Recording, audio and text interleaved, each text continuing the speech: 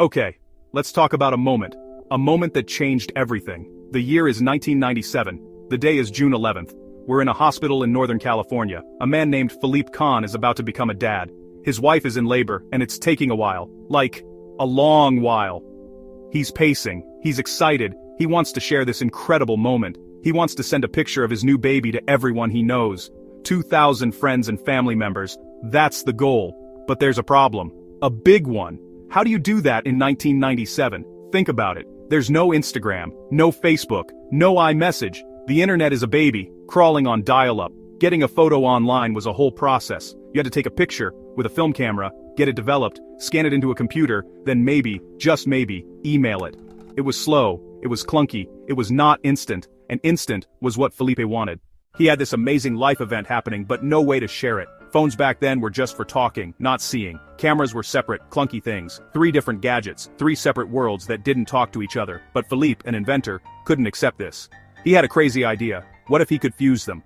While his wife was in labor, he turned his corner of the hospital into a makeshift workshop, surrounded by a mess of cables, and started to hack. In a hospital room, Philippe Kahn was on a mission. The plan: get a picture from a digital camera into a phone. He soldered wires from his camera to his flip phone, creating a Frankenstein's monster of technology. He then wrote code to automatically grab the picture, compress it, and email a link to his contact list. The whole setup was messy, but the hack was ready. He finished, just in time. And then, it happened.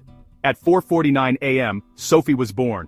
A new life. A perfect moment. Felipe grabbed his contraption. The camera was tethered to the phone. The phone was connected to the laptop. He pointed the lens at his newborn daughter, sleeping peacefully.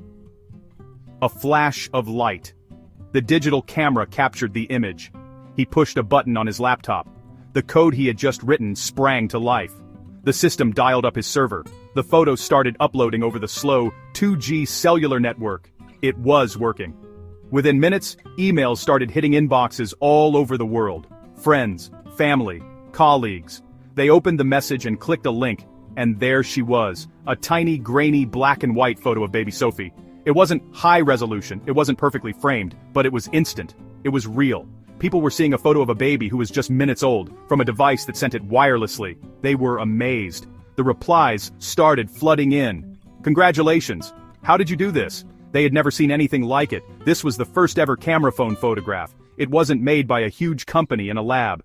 That one photo started a domino effect. In 1999, Kyocera released the first commercial phone with a built-in camera. It was a start. By the early 2000s, the race was on. Nokia, Samsung, Motorola, everyone was trying to cram a camera into a phone. The first ones were terrible. Blurry and tiny. You could barely tell what you were looking at, but it didn't matter. The convenience was intoxicating. You always had a camera with you. Photography used to be an event. Birthdays, holidays, big moments. Now photography joined everyday life. Lunch pets, a cool street sign, the mundane became monumental because it could be captured and shared. One blurry 0.3 megapixel photo at a time. The world became a visual diary, written by everyone.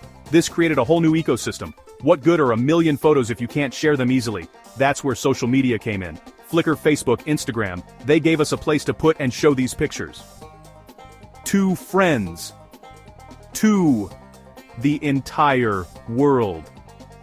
The camera phone built the foundation for the social internet.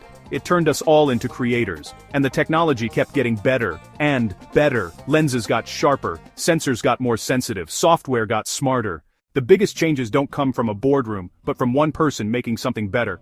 Felipe Kahn saw a gap between the real and digital worlds and built a bridge. That messy bridge is now a superhighway for billions. Every time you share a photo, you're living in the world that first photo created. If you learned something new, hit like and subscribe.